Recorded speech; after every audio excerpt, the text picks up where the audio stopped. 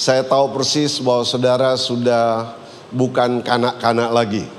Tadi 2 kali ibadah saya mengikutinya dan senior pastor Pak Gilbert menjelaskan tentang kita tidak boleh hidup dalam kekanak-kanakan. Walaupun beliau bicara tentang kerajaan Allah itu kita harus menjadi seperti anak-anak. Saya percaya bahwa kita semua bukan kanak-kanak lagi, tapi kita sudah mencapai kedewasaan iman di dalam Yesus.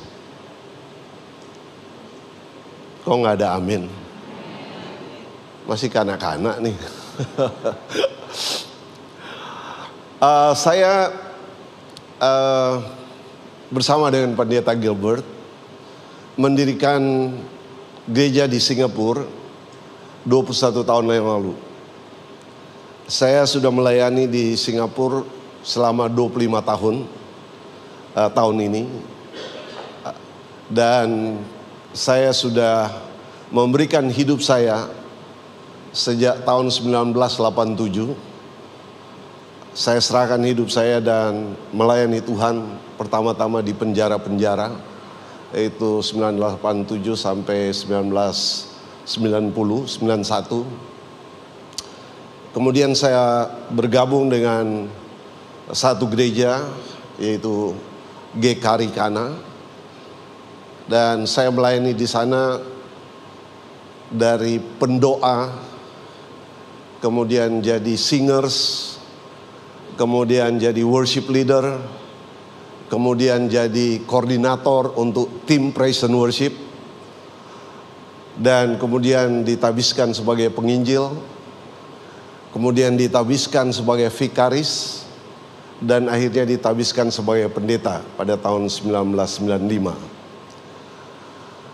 Gereja yang kami gembalakan pada saat itu, gereja yang cukup besar dari semua denominasi gereja, yaitu GKRI, Gereja Kasih Karunia Indonesia. Ini jemaat lokal yang paling besar, paling kaya dari seluruh denominasi GKRI di seluruh Indonesia. Ya, kita punya majelis-majelis yang cukup dikenal seperti Rudi Hartono, Pak Edi Saryatmaja, salah satu orang terkaya Indonesia saat ini. Kita punya pejabat-pejabat. Ya, lewat pengalaman-pengalaman ini, saya ingin sharing life. Saya cerita ini untuk menceritakan tentang pengalaman di dalam melayani Tuhan, pengalaman dalam mengikuti Tuhan sampai saat ini. Dan saat ini saya mau berbicara tentang satu topik, yaitu to love God is to love people. To love God is to love people. Kalau kita bilang kita mengasihi Tuhan, itu berarti kita harus mengasihi sesama kita. Siapa sesama kita? Saya percaya hukum yang pertama dan utama, dan hukum yang kedua yang sama dengan itu dalam Matius 22 ayat 37 sampai 39. Kalau ada ayatnya bisa kita lihat di screen. Matius 22 ayat 37 sampai 39. Ya. Jawab Yesus kepadanya, "Kasihilah Tuhan Allahmu dengan segenap hatimu dan dengan segenap jiwamu dan dengan segenap akal budimu. Itulah hukum yang terutama dan yang pertama. Dan hukum yang kedua yang sama dengan itu ialah kasihilah sesamamu manusia seperti dirimu sendiri." Saya percaya ini hukum yang pertama dan utama, dan hukum yang kedua yang sama dengan itu, yang kita sudah hafal, kita sudah mengerti, tetapi di dalam pelaksanaannya itu tidak gampang ya. Tidak mudah. If we say we love God, that's mean we must love others. Kalau kita bilang kita mengasihi Tuhan, itu berarti kita harus mengasihi sesama kita. Dan ini hukum ini tidak bisa terpisahkan satu dengan yang lain. Saya sengaja ceritakan tentang pengalaman saya ketika mulai pelayanan di GKRI. Saat ini GKRI Kana yang begitu terkenal pada saat itu, sangat luar biasa, sekarang tidak ada lagi. Tidak ada lagi, saudara cari GKRI Kana tidak ada.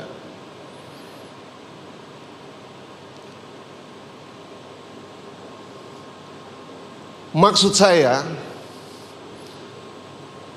di dalam pelayanan, di dalam kita mengikuti Tuhan, kalau motivasi kita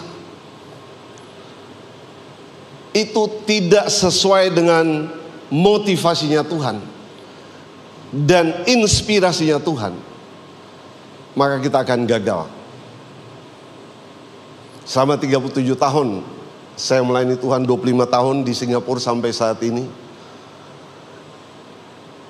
Kita dirikan gereja bersama-sama dengan Pendeta Gilbert, bersama-sama dengan almarhum Pendeta Yesaya Pariyaji pada tahun 2003.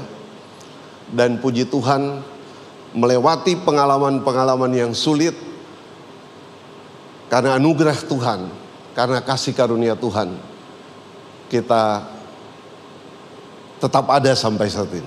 We still survive until now. Dari pengalaman-pengalaman mengikut Tuhan dan melayani Tuhan, saya mengalami hal-hal yang tidak gampang, sangat sulit. Tetapi karena anugerah Tuhan dan kasih karunia-Nya, saya masih bisa melayani Tuhan sampai hari ini. Dan saya punya komitmen sampai Tuhan memanggil saya. To love God is to love people. Kita melihat dari 1 Yohanes 4 ayat 7 sampai ayat 21.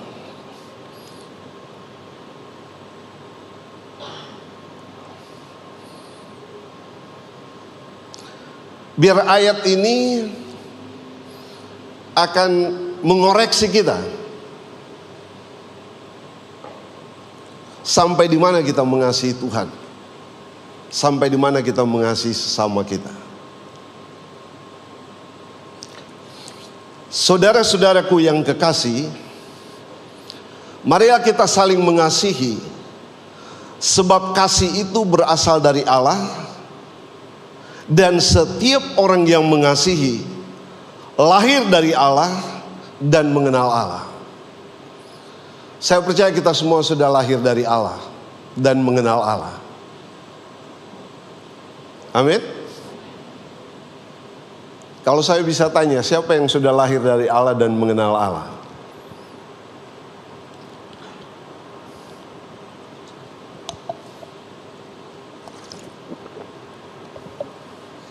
Tadi kita nyanyikan lagu itu, kita menjadi ciptaan baru karena dosa kita sudah diampuni. Jadi sekali lagi saya mau tanya, siapa yang percaya bahwa dia sudah lahir dari Allah dan mengenal Allah? Haleluya.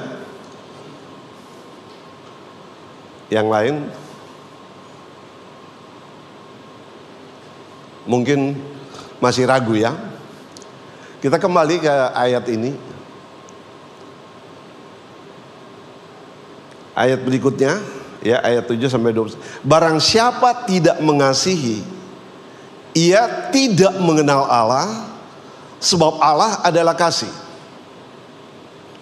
Saya berani jujur di hadapan saudara dan dimanapun Tuhan membawa saya untuk melayani, saya berani jujur terhadap Tuhan dan sesama, bahwa sampai saat ini saya tidak punya kebencian, saya tidak punya musuh kepada siapapun juga.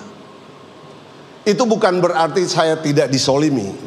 Itu bukan berarti saya tidak disakiti. Itu bukan berarti saya tidak dikhianati. Tapi saya tidak mau menyimpan kesalahan orang lain di hati saya, karena itu rabis, sampah.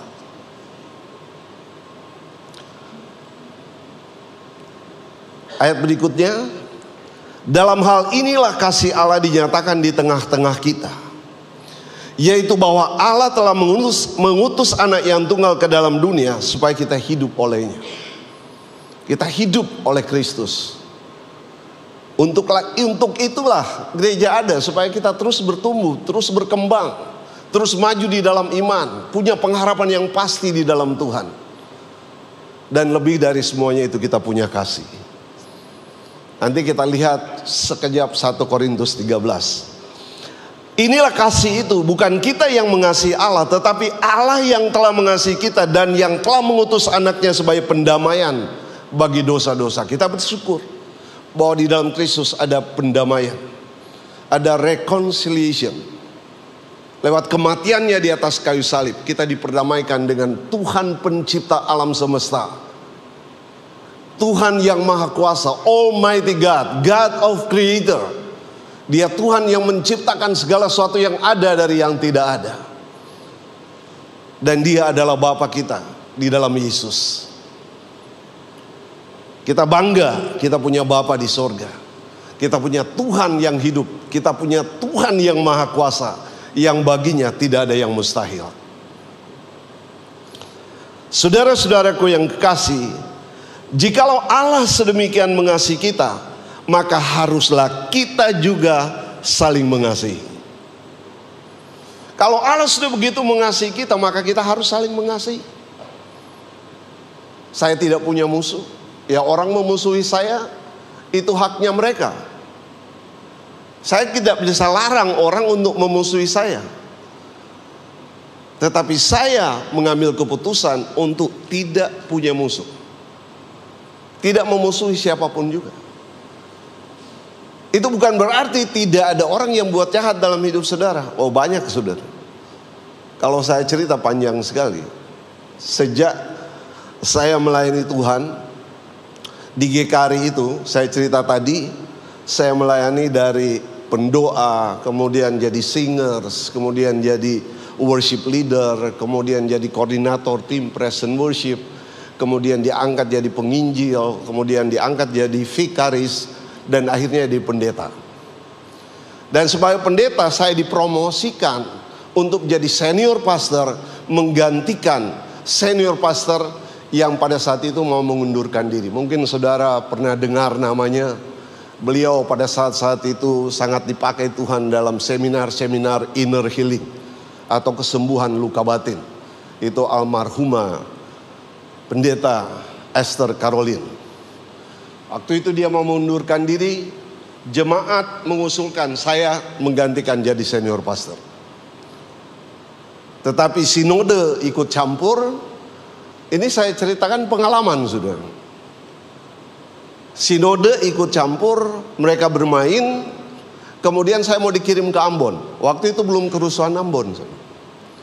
Saya mau dikirim ke Ambon. Setelah kami berdoa, saya pernah sekolah di Singapura tahun 93. Saya belajar tentang to hearing the voice of God, mendengar suara Tuhan. Dan pada waktu itu kita berdoa bersama dengan istri, dan kita tahu ini bukan dari Tuhan, tapi ini rekayasa sinode pada saat itu.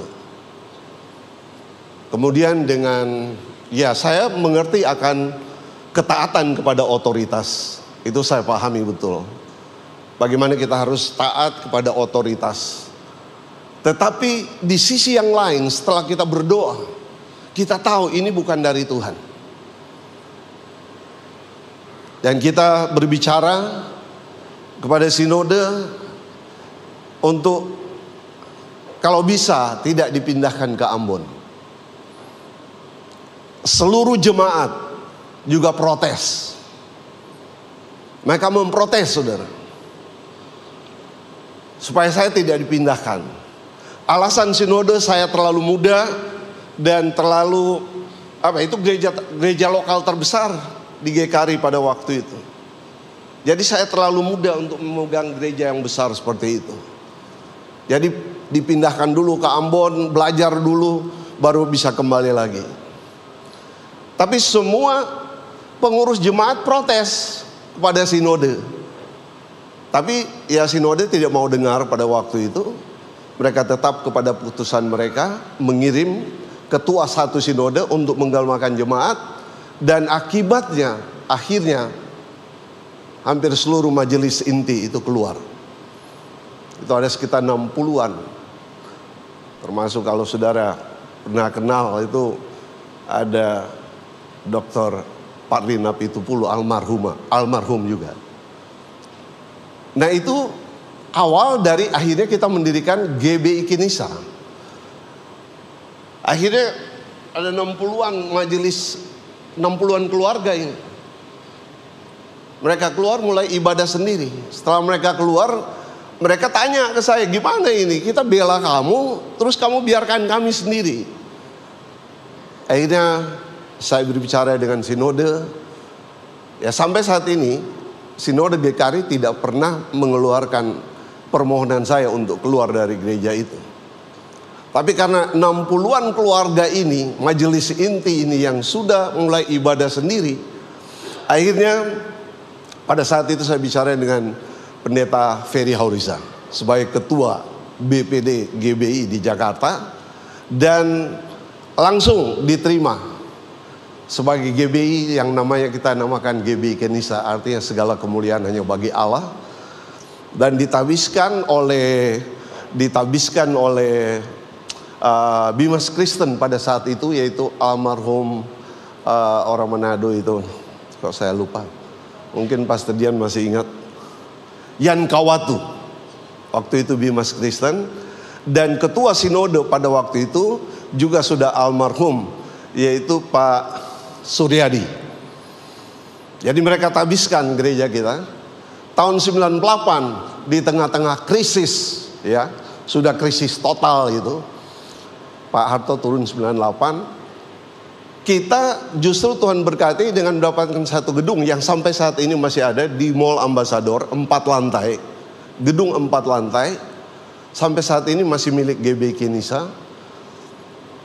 Ditabiskan sebagai GBI, dan kependetaan saya di GKRI itu diterima langsung PDT, bukan melalui PDP, PDM, tapi langsung PDT. Bahkan Pak Parlin Apitupulu almarhum pada waktu itu, saya mengusulkan karena pengalaman beliau, dia langsung jadi PDM dan bisa menggembalakan jemaat. Karena pada tahun 99 saya mendapat panggilan dari Tuhan untuk jadi misionari di Singapura. Jadi waktu terjadi seperti itu, terjadi kekacauan di gereja.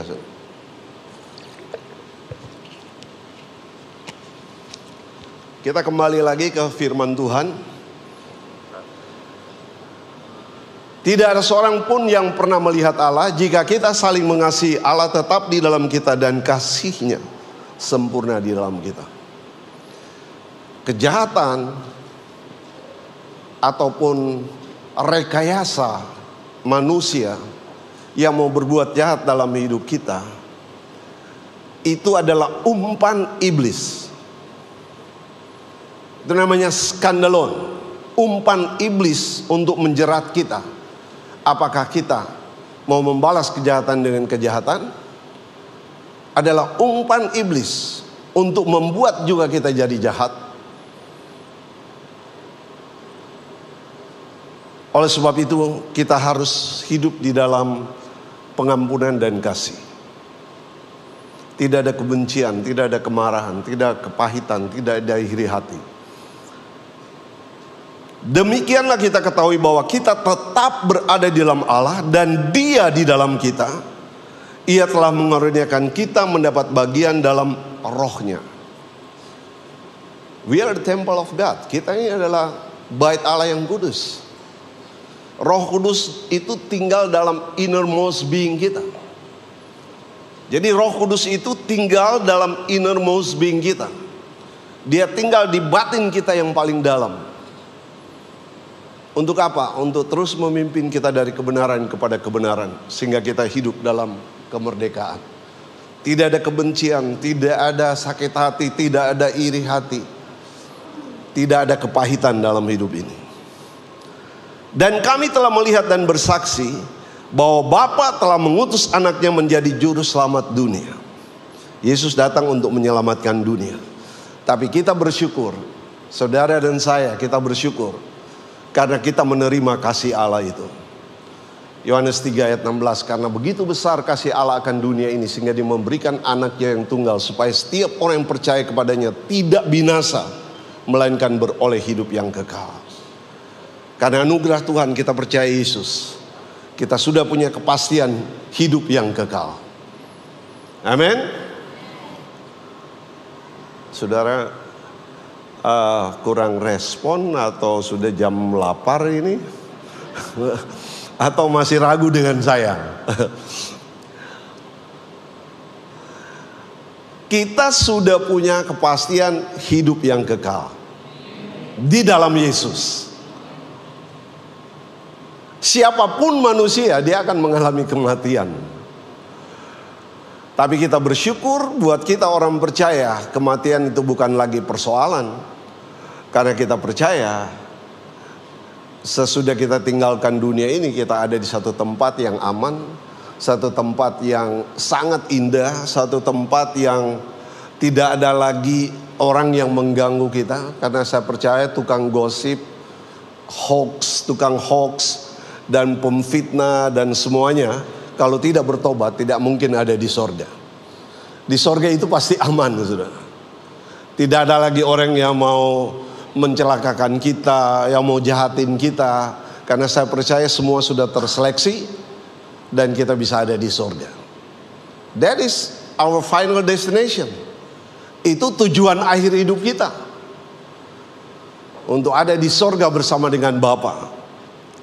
Barang siapa mengaku bahwa Yesus adalah anak Allah, Allah tetap berada di dalam dia dan dia dalam Allah. Inilah kekristenan yang sesungguhnya. Kita ada di dalam Tuhan dan Tuhan ada di dalam kita. Dan itulah kekuatan dan kemampuan kita untuk menghadapi semua tantangan dan cobaan dalam hidup ini. Kita telah mengenal dan telah percaya akan kasih Allah kepada kita. Mengenal dan percaya akan kasih Allah kepada kita. Allah adalah kasih, dan barang siapa tetap berada di dalam kasih, ia tetap berada di dalam Allah dan Allah di dalam dia.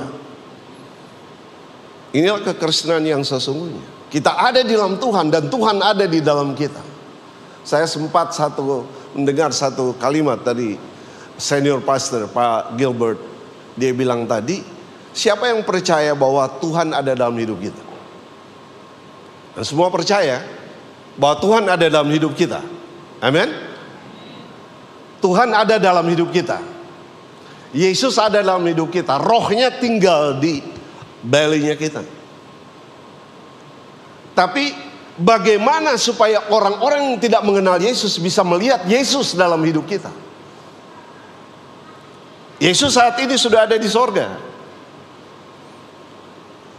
Dia tinggal dalam hidup kita melalui rohnya. Dia belum datang kembali untuk menjemput kita sebagai anak-anaknya. Itulah tugas kita. Kata kesimpulan dari hambanya Bapak Pendeta Gilbert tadi katakan, biarlah orang-orang melihat terang Tuhan itu dalam hidup kita. Biarlah orang-orang yang tidak mengenal Yesus bisa melihat Yesus dalam hidup kita. Biarlah Tuhan Yesus itu menjadi real, menjadi nyata dalam hidup kita. Karena apa? Karena kasih-Nya. Kasih Yesus yang kita sudah terima itu mengalir dalam hidup kita pada orang-orang yang kita jumpai setiap hari. Saya hidup di Singapura yang ya tetangga-tetangga tahu sekarang, jadi baik semua tetangga-tetangga. Tapi kalau kita ke mall, kita jalan kemana, kita nggak tahu siapa mereka. Kadang-kadang kita terpancing oleh sifat mereka. Tapi kalau kita percaya bahwa kita ada dalam Tuhan dan Tuhan ada dalam kita, biarlah kasih Tuhan itu, kuasanya itu nyata dalam hidup kita. Saya percaya inilah kekristenan yang sesungguhnya. Saya mulai tadi berkata bahwa saya percaya gereja ini sudah digembalakan dengan baik. Sangat-sangat baik. Saya mengenal Pendeta Gilbert jauh sebelum beliau memulai satu pelayanan gereja. Istri saya kan asistennya Pak Gilbert di Go Studio. Itu Garen masih kecil. Kemarin Garen khotbah di kita, dia bilang waktu itu di Go Studio di Cikarang sana tuh kamu masih kecil. Tapi puji Tuhan kamu sekarang dipakai Tuhan luar biasa. Bukan saja untuk Indonesia tapi juga bangsa-bangsa yang lain.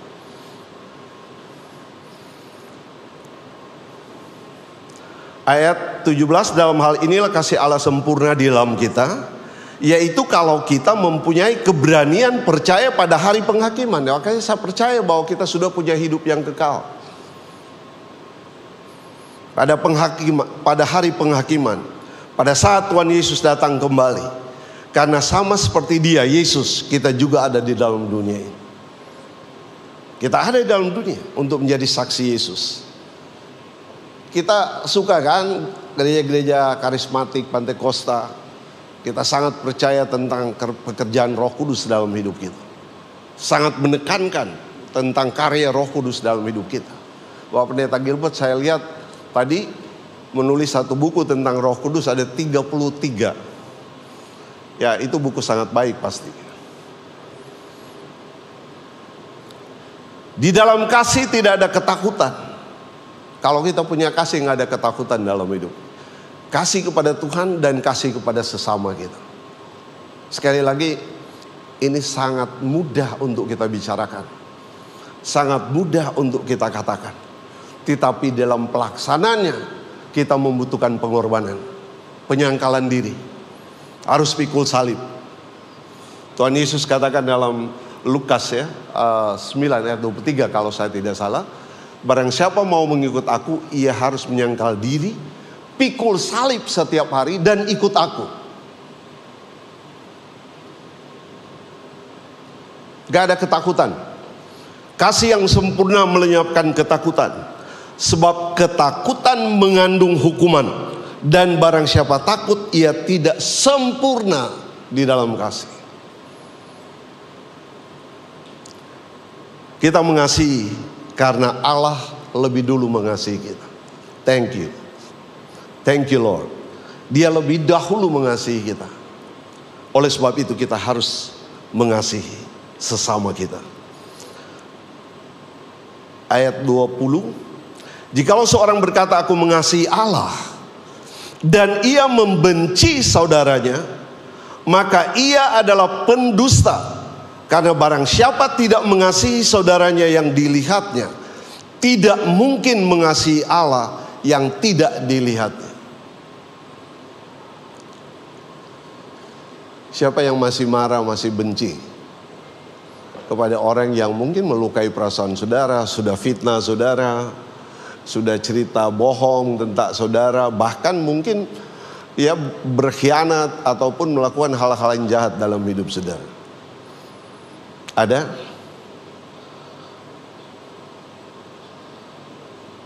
Wah, puji Tuhan. Semua sudah aman ini. Aman. Kalau tidak ada kebencian, tidak ada kepahitan, tidak ada luka hati, sudah tidak ada iri hati, pasti aman. Ayat terakhir, ayat 21. Dan perintah ini kita terima dari Dia. Jadi ini commandment, perintah dari Tuhan buat kita, buat saudara dan saya. Barang siapa mengasihi Allah, ia harus juga mengasihi saudaranya. Nggak ada yang bilang amin. Saudara kalau ke jemaat yang saya gembalakan di Singapura, itu orang-orang biasa sebenarnya. mayoritas domestic helper. Tapi mereka sangat-sangat responsif. Kalau dia tahu mau bilang amin, dia amin. Kalau perlu dia teriak. Saya baca dalam Amplified Bible ayat 21 tadi.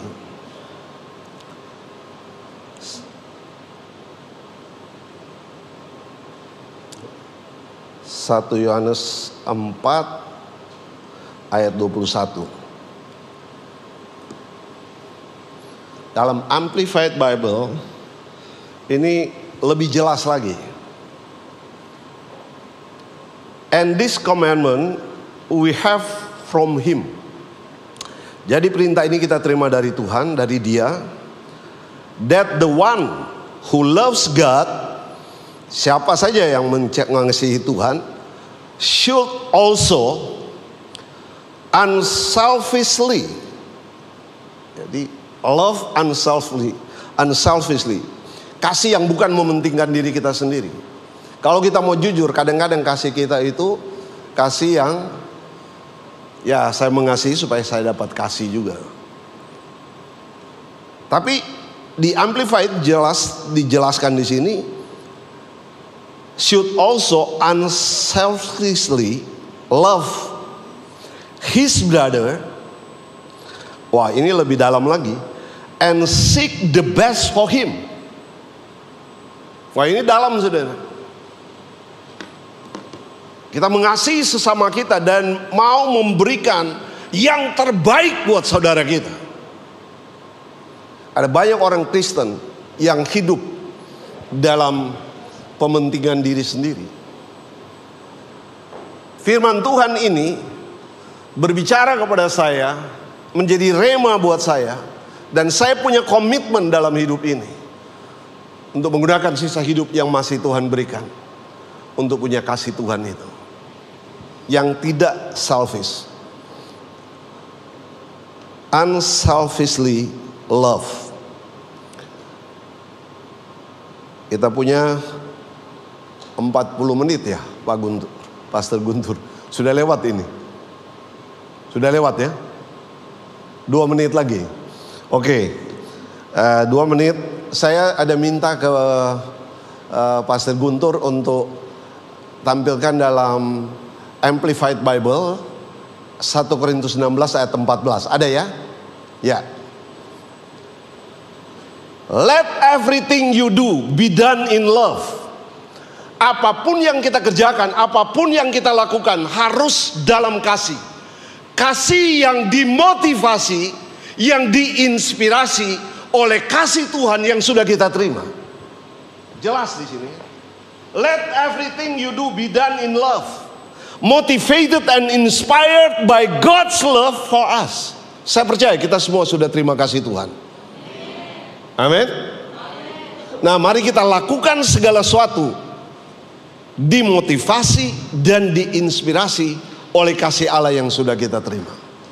Kalau kita lihat dalam 1 Korintus 3 ayat 1 Yohanes 3 ayat 16, itu di dalam Amplified Bible itu sangat jelas bahwa Yesus sudah mengasihi kita dan menyerahkan nyawanya buat kita.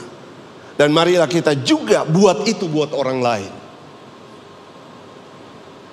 Maka saya percaya orang percaya tidak hanya datang duduk diam di gereja, tapi orang percaya akan keluar untuk menjadi saksi Tuhan Yesus yang hidup, menyatakan kasih-Nya, menyatakan kuasa-Nya. Kalau kita lihat dalam pelayanan Yesus, waktu Dia menyembuhkan orang sakit, itu selalu dikatakan didorong oleh belas kasihan. Dia didorong oleh belas kasihan untuk menyembuhkan orang. Saya punya pengalaman waktu itu bersama dengan Pendeta Gilbert buat healing campaign di Tanjung Pinang. Malam pertama Pendeta Gilbert, malam kedua saya. Dan malam kedua itu ada seorang buta sejak lahir. Dia buta sejak lahir, buta melek. Matanya melek tapi dia buta sejak lahir. Nah, saya didorong oleh belas kasihan. Memang sudah di hotel saya berdoa, saya sudah dimotivasi, diinspirasi oleh kasih Allah untuk berdoa buat orang lumpuh, berdoa buat orang tuli, dan berdoa buat orang buta. Nah anak ini, saya datang, mamanya tuh nangis-nangis. Dia bilang, anak saya ini buta sejak lahir.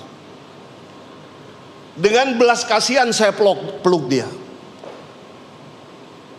Dan saya tidak pakai metode apapun, saya hanya peluk dia dengan belas kasihan.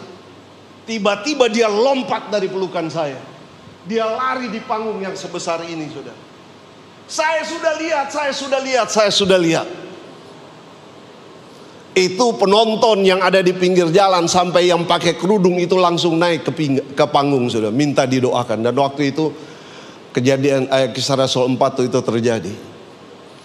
Sebelum kita doakan, orang-orang sudah disembuhkan karena tangan Tuhan sendiri sudah menyembuhkan mereka. You can do it. You can do it. Kita juga bisa melakukannya. If we have God's love, we share to others. Sehingga orang-orang mengalami kasih ilahi dalam hidupnya.